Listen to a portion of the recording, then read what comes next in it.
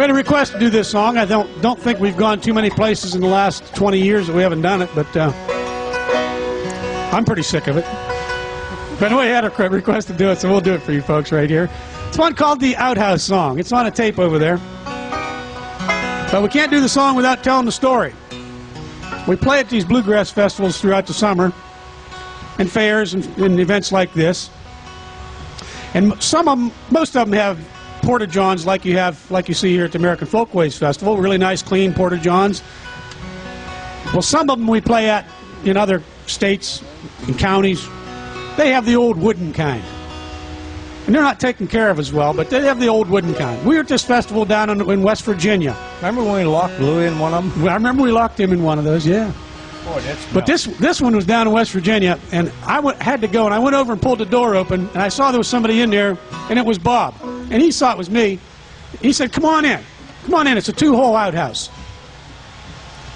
So I kind of reluctantly went in. I sat down next to Bob.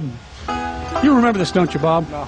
Well, it happened quite a while ago, but I sat down next to Bob, and we talked about our show, and we talked about the weather and everything. Well, Bob got done before I did. And when he stood up and pulled up his pants, a nickel fell out of his pocket, and it rolled around and around and around the hole. He made a couple grabs for it and went splat right down in the hole. I kind of chuckled a little bit. Bob didn't even bat an eye. He reached into his pocket, and he got out a whole bunch of change. Must have been $2 or $3 worth of change. And he threw it right down in the hole. And I said, good Lord, Bob, what'd you do that for?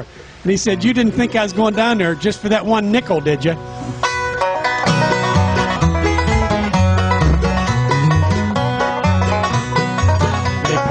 Ordinance in our town, they said we'd have to tear it down.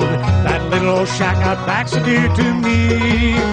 Though the health department said its day was over and dead, it'll stand forever in my memory. Don't let them tear that little brown building down. Don't let them tear that little brown building down. Don't let them tear that little brown building down. For there's not another like it in the country or the town.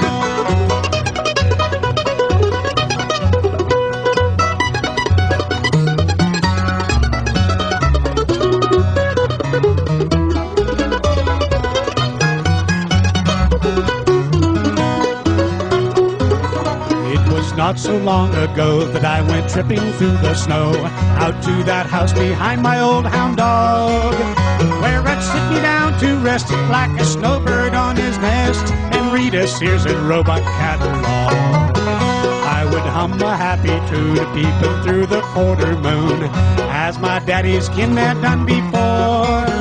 It was in that quiet spot daily cares could be forgot. It gave the same relief to rich and poor.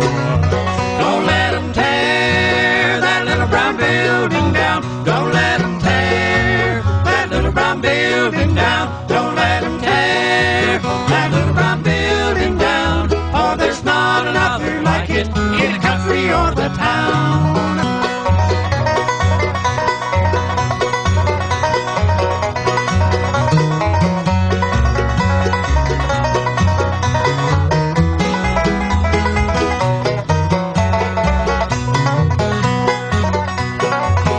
It wasn't fancy built at all. We had newspapers on the wall. It was air conditioned in the winter time.